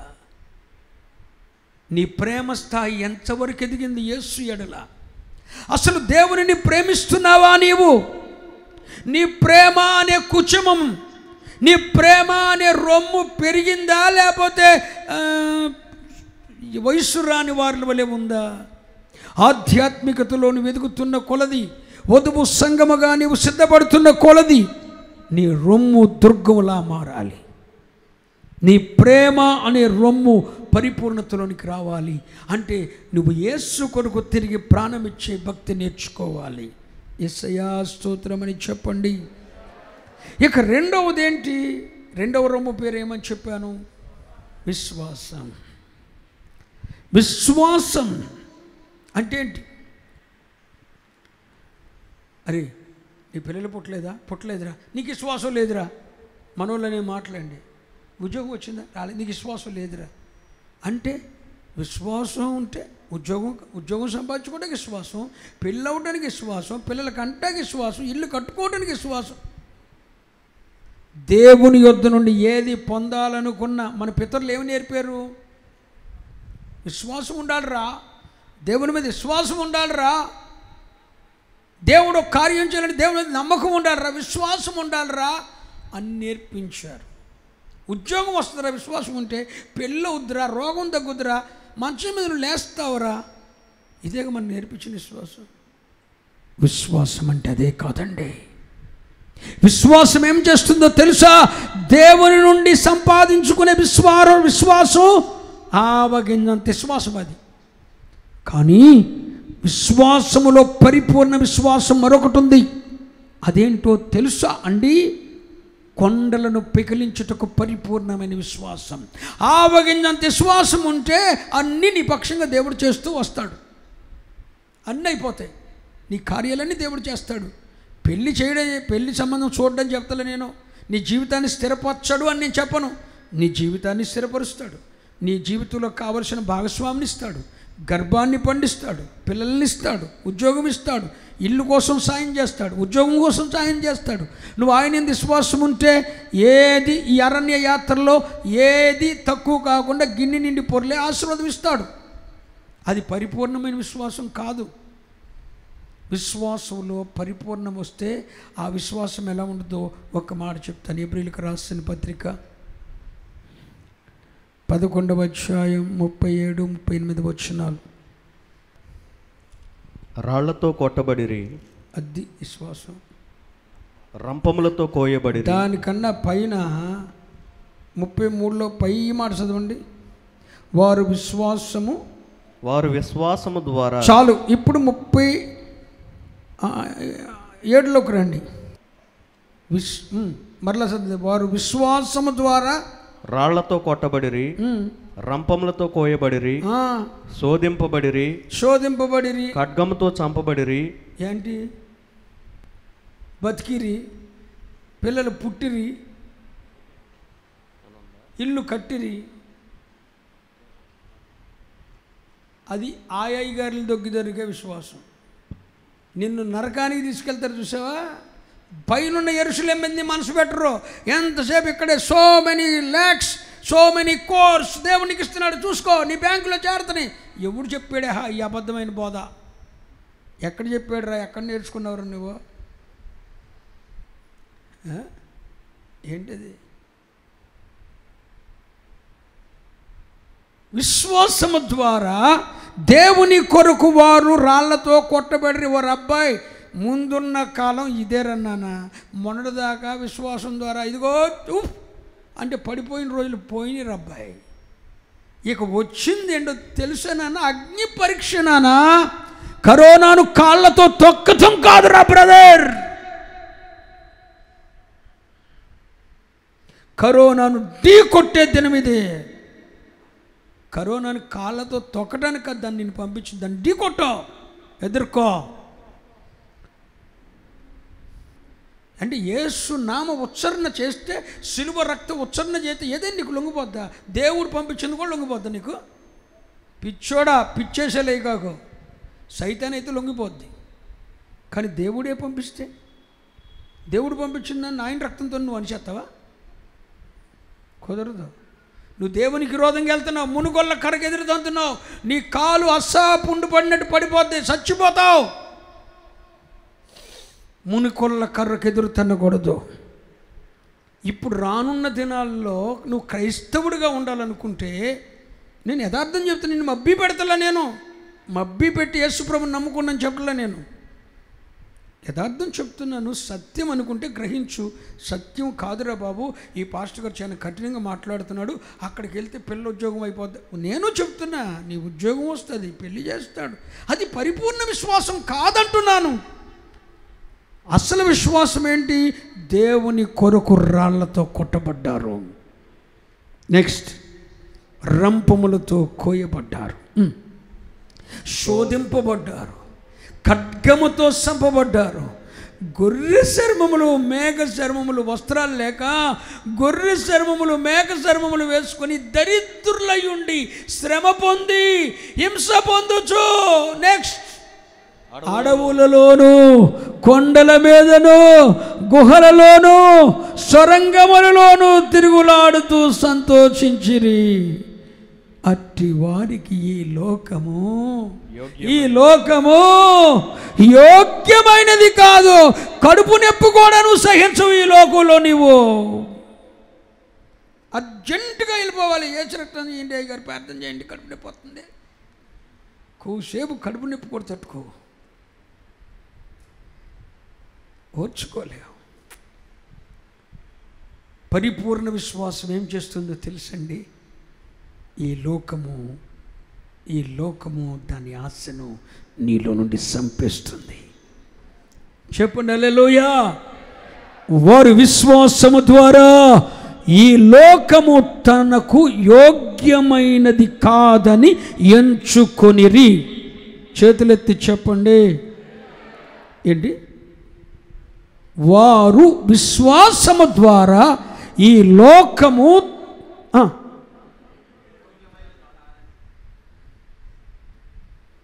మనకేది ఇష్టం చెప్పండి, అబద్ధం ఆడుకొని చెప్పండి. విశ్వాసం అనే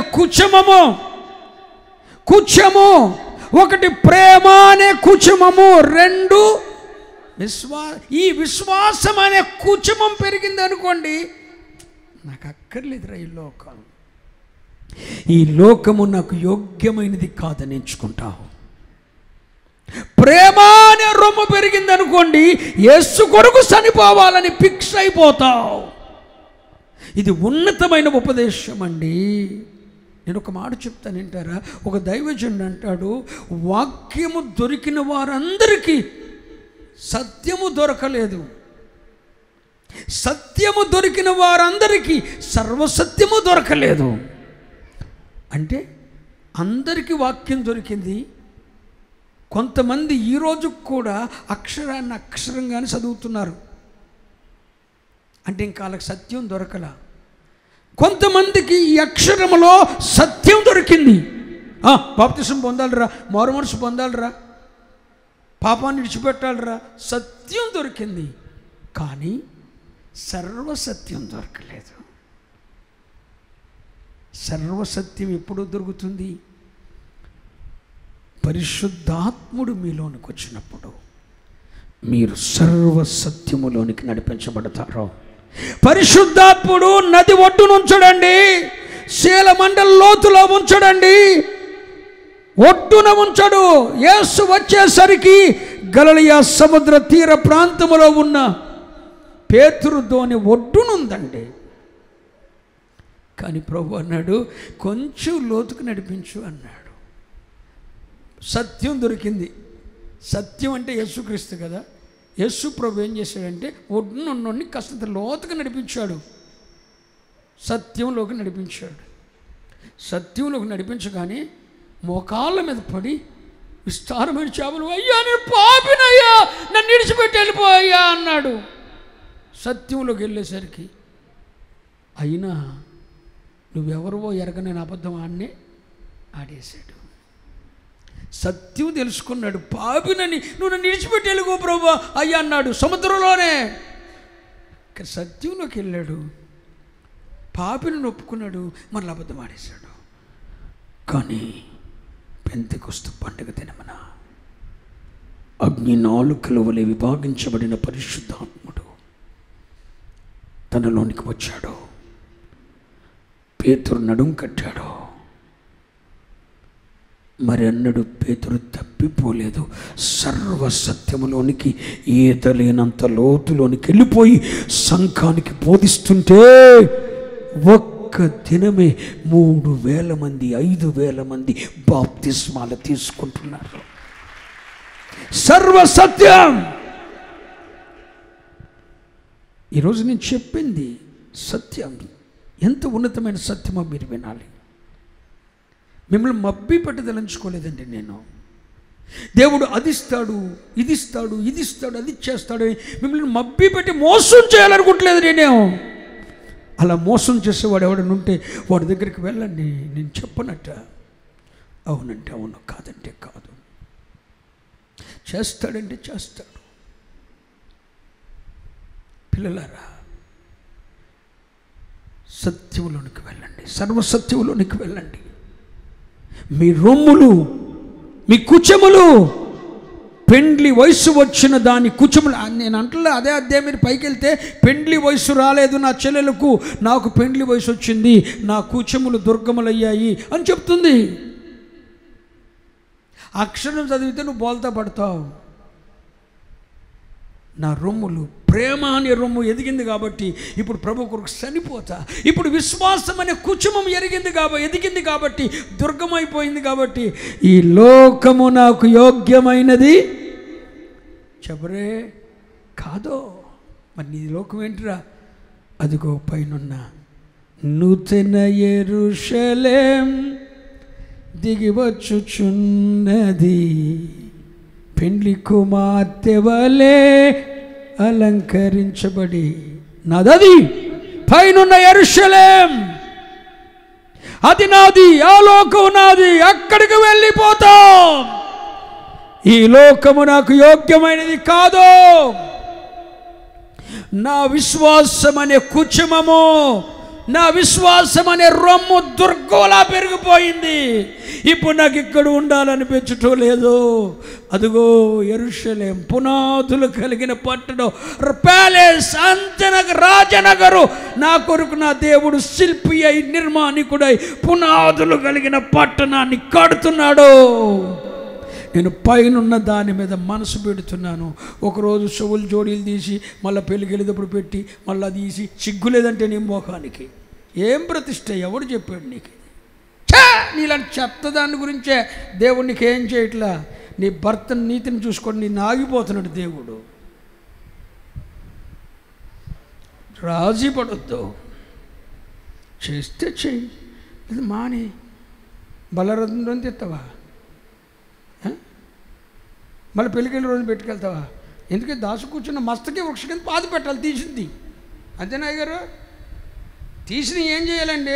యాకోబు భార్యలు తీసిన ఏం చేశారు? మస్తకి వృక్షం మీద పాతి పెట్టి పారదొప్పేశారు. సిలువ యొద్ద సమాధి చేశారు. సమాధి కాడికి వెళ్ళి తవ్వుకుంటావా? జాగ్రత్త, రాజీ పడొద్దు చెప్తున్నాను. ప్రభు త్వరగా రాబోతున్నాడు. నీ విశ్వాసం అనే రొమ్ము పెరిగితే ఈ లోకం నీకు ప్రియమైనదిగా ఉండదు. ప్రేమ అనే రొమ్ము పెరిగితే యేసు కొరకు చనిపోతావు. ప్రియురాలు కోసం కాదు బిడ్డ. లవ్ ఎఫైరే నిన్న ఆఖరికి ఆ ఫైర్ని చేస్తుంది, దహించుచ్చే అగ్నికి అప్పగిస్తుంది నిన్ను. లవ్ ఎఫైర్ ఫైర్కి అప్పగిస్తుంది, నేను కాలిపోతావు. ఆ ఎఫ్ఐఆర్లో పడిన యాకోబు సైతం మసైపోయాడు, దావీదు మసైపోయాడు, ఎంతోమంది భక్తులు మసైపోతూనే ఉన్నారు. లవ్ ఎఫ్ఐఆర్ అనేది మంచిది కాదు. మాకు చెప్పిన బోధకుడు లేడండి. అప్పట్లో ఈ బోధలు చెప్పిన బోధకుడు ఉంటే బాగుండేది అనిపిస్తుంది. మాకు తెలియలేదు, ఆ సత్యాన్ని మేము ఎరగమండి. యాకోబు ప్రేమ పెళ్లి చేసుకున్నాడు, గర్భం మోయబడింది. దావీదు ప్రేమ పెళ్లి చేసుకున్నాడు, భార్య విడాకులు ఇచ్చింది. ప్రేమ పెళ్లి సక్సెస్ ఎక్కడుంది బైబిల్లో? యాకోబు భార్య ప్రేమించి చేసుకున్నాడు, మధ్యలో చనిపోయింది. ప్రేమ వ్యవహారాలు ఫలితాన్ని ఇవ్వలేదు. ప్రేమ పెళ్ళిళ్ళు చేసుకున్న వారికి పుట్టిన బిడ్డల భవిష్యత్తులు బాగోలేదండి. ఇది నాకు చాలా కాలానికి సర్వసత్యములోనికి వచ్చిన తర్వాత ఇప్పుడు నాకు అర్థమైన విషయాలండి ఇవి. ఒకప్పుడు అర్థం కాలేదు, నేను గుడ్డివాడిని అయిపోయాను. ప్రేమ వివాహాలు చేశాను, నేను కూడా ప్రేమ వివాహాలు చేశానండి. నేను కూడా ప్రేమించిన వాడికి సపోర్ట్ చేసి పెళ్లి చేశాను నేను కూడా. పర్లేదు, దేవుడే అనుగ్రహించాడని చెప్పి ప్రేమ పెళ్ళిళ్ళు చేశాను. వారి జీవితాల్లో నెమ్మది లేదు. తప్పు తెలుసుకొని మీకు బోధిస్తున్నాను. నా తప్పును సంఘం ఎదుట ఒప్పుకుంటున్నాను, తల ఉంచుకొని. జగత్ నో లవ్, యేసుక్రీస్తును మాత్రమే ప్రేమించండి. ప్రేమ వ్యవహారాలు జరిగిన భవిష్యత్తు బాగోలేదండి. బైబిల్ చరిత్ర క్షుణ్ణంగా చదవని మీకు అర్థమవుతుందండి. వద్దు, దేవుని చేతికి అప్పగించుకోండి. నీకు ప్రేమ అనే రొమ్ము పెరిగితే యేసుక్రీస్తును ప్రేమించాలి. లోకాన్ని ప్రేమించి మనం మోసపోతున్నామండి. లోకం వల్ల మోసం చేస్తుందండి. ఎన్నిసార్లు నువ్వు ప్రేమించిన వారు నిన్ను కాల్చేశారు చెప్పు. నువ్వు ప్రేమించిన నీ కొడుకు నీ ఆశలు ఎన్నిసార్లు కాల్చాడు. నువ్వు ప్రేమించిన నీ భర్త, నీ భార్య ఎన్నిసార్లు నిన్ను అగ్నికి అప్పగించారు చెప్పు. ఎన్నిసార్లు నిన్ను మోసం చేశారు. వద్దు, మోసపోవద్దు. మోసపోవద్దు బాబు, మోసపోవద్దు. దేవుని సంకల్పం ఎరిగిన తర్వాత దేవుని చిత్తానికి అప్పగించుకోండి. సత్యం వేరు, సర్వసత్యమే. సత్యంలో ఉన్నప్పుడు అనిపించింది ప్రేమ వ్యవహారం తప్పు కాదు అనిపించింది నాకు. సర్వసత్యములోకి వచ్చిన తర్వాత వెలిగించబడింది. చెప్తున్న యవన బిడ్డలారా, మధ్యలో మీ జీవితాలు అంధకారం చేసుకోవద్దు. మధ్యలో మీ జీవితాలు అంధకారం చేసుకోవద్దు. ప్రేమ, యేసును ప్రేమించండి. యేసును మనుషులు ఎవరిని ప్రేమించొద్దు. మోసం చేస్తున్నారు. అప్పైనా, అక్కైనా, చెల్లైనా, అమ్మైనా, బాబైనా, కొడుకైనా, కూతురైనా, అల్లుడైనా, దళారైనా, రొమ్ముల్లో దాచుకున్ను పెంచుతున్న ప్రేయసైనా, ప్రియుడైనా, నీకు ఇచ్చే ఫలితం మోసం. నీ భర్త నిన్ను నమ్మిస్తూనే ఉంటాడండి, మోసం చేస్తాడు. ఆ ప్రేమ యేసు మీద పెట్టండి. యేసు కొరకు మరణిద్దాం. నీ కొరకు నిన్ను పరిశుద్ధిని చేసి నిత్యత్వంలో నీకు స్థానం కల్పించడానికి నీ కొరకు మరణించింది ప్రభువైన యేసుక్రీస్తు. నీ ప్రేమ పరిపూర్ణమైతే ఆయన కోసం సావు. మీరు నమ్ముతారా? జీవగ్రంథం పెట్టుకొని ఇక్కడ మాట్లాడుతున్నాను, ఒళ్ళు జల్దరిస్తుంది. ఒక్కొక్క మాట మాట్లాడుతుంటే జమ్ము మన కరెంట్ షాక్ కొట్టినట్టు అనిపిస్తుంది. అది నాకు బాధ అనిపించడం లేదు. నేను మాట్లాడుతున్న మాటలకు ఒక్కొక్క మాట మాట్లాడుతుంటే ఇదంతా లాగేసి కరెంట్ షాక్ కొడితే అలా ఉంటుంది. కానీ మీకు అందిస్తున్న ఉపదేశం, మీకు ఇస్తున్న సందేశం ఇచ్చే సంతోషం ఈ బాధ నన్ను మింగేస్తుంది. మీరు యేసుక్రీస్తు రక్త సంబంధులు. నువ్వు ప్రాకారంలాగా మారితే, 2 నీ కుచుములు దుర్గముల్లాగా ఎదిగితే, ప్రేమ, విశ్వాసం అనే నీ కుచుములు పరిపూర్ణంగా ఎదిగితే ఆయన దృష్టికి నువ్వు క్షేమంగా ఉంటావు. క్షేమము నొందిన దగిన దానవో, క్షేమము నొందిన వాడవో. కోట్ల రూపాయల కంటే విలువైన మాటలు ప్రభు నీతో మాట్లాడాడు. నువ్వు ఆయన కావాలి. లేచి నిలబడతావా? వచ్చిన ప్రార్థన చేసుకుందాం. కొండలలో, లోయలలో, అడవులలో, ఎడారులలో, చేతులెత్తి, కొండలలో, లోయలలో, అడవులలో, ఎడారులలో నన్ను గమనించినావా. ఎవరు కళ్ళు తెరిచి చూడొద్దు.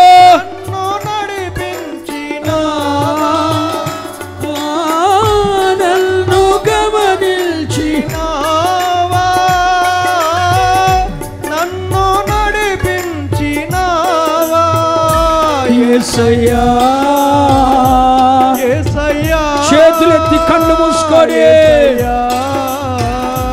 యేసయ్యా ఎవరు లైవ్లో కట్ అవ్వద్దు, ప్రార్థనలో ఉండండి. నీవే నీవే నా రాజువయ్యా, నిన్నే నిన్నే కొలుతునయ్యా, నీవే నీవే నా రాజువయ్యా. యేసయ్యా యేసయ్యా యేసయ్యా యేసయ్యా యేసయ్యా యేసయ్యా రివల షందరల నికందరల తొలివిలికరి షందరల బకందరల యేసయ్యా యేసయ్యా యేసయ్యా. కళ్ళు మూసుకొని చేతులు పైకెత్తి ఆత్మలో యేసయ్యా యేసయ్యా యేసయ్యా యేసయ్యా యేసయ్యా. చేతులెత్తి యేసయ్యా యేసయ్యా యేసయ్యా యేసయ్యా యేసయ్యా యేసయ్యా. ఆత్మీయులేనను అవమానించిన అన్యులేనను అపహసించగా, ఆత్మీయులేనను అవమానించగా, అన్యులేనను అపహసించగా, నీవైతివయ్యా నా కొండ నీవే యేసయ్యా, కొండ నీవైతివయ్యా నా కొండ నీవే యేసయ్యా. యేసయ్యా యేసయ్యా యేసయ్యా యేసయ్యా యేసయ్యా యేసయ్యా. ఆమేన్ ఆమేన్ యేసయ్యా యేసయ్యా యేసయ్యా యేసయ్యా. ఆమేన్ ఆమేన్ యేసయ్యా. గ్లోరీ యేసయ్యా యేసయ్యా యేసయ్యా యేసయ్యా యేసయ్యా యేసయ్యా యేసయ్యా యేసయ్యా యేసయ్యా యేసయ్యా యేసయ్యా యేసయ్యా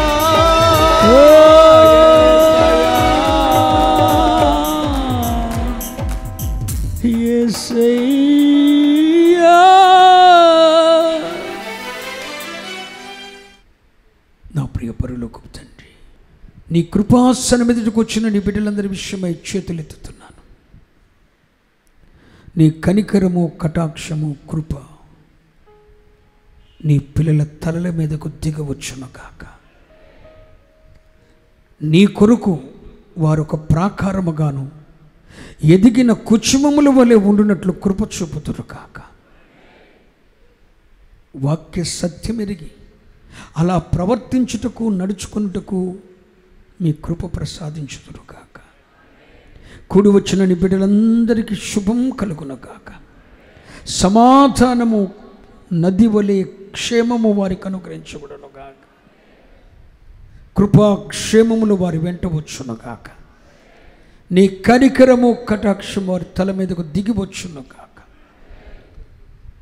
వారి ప్రతి అవసరత నీ మహిమలో తెచ్చబడును గాక. శాపము, అనారోగ్యము, సాతానీయ శోధన బంధకాలు ప్రభువైన యేసుక్రీస్తు రక్తము చేత తుడిచివేస్తున్నాను, కాల్చివేస్తున్నాను, శుద్ధి అగునట్లు ఆజ్ఞాపిస్తున్నాను. ప్రజలకు విడుదల ప్రకటిస్తున్నాను. తండ్రికి మహిమ కలుగునట్లు, తండ్రి అయిన దేవునికి మహిమ కలుగునట్లు ప్రభువైన యేసుక్రీస్తు రక్తము చేత మీకు విడుదల ప్రకటించుచున్నాను.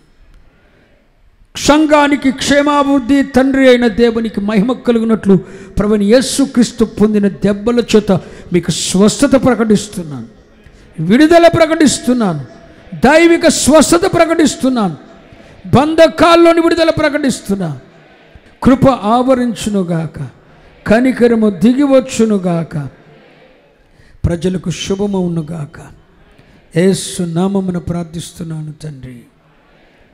తండ్రి అయిన దేవుని కృప, కుమారుడైన యేసుక్రీస్తు ప్రభువారి యొక్క ప్రేమ, కనికరం, కటాక్షం, పరిశుద్ధాత్మ దేవుని అన్యోన్య సహవాసం, సన్నిధి, ప్రసన్నత మనందరికీ సర్వదా తోడై ఉండి ఆశీర్వదించునుగాక. యేసు రక్తమే జయం, ప్రభు యేసు రక్తమే జయం, ప్రభు యేసు నామమునకు సంపూర్ణ విజయం కలుగునుగాక. అందరం చేతులెత్తి యేసయ్యకు స్తోత్రం చెబుదామా? గొంతెత్తి చెప్దామా? ఘనంగా చెప్దామా? విడుదలిచ్చిన దేవునిని మహిమపరుద్దామా?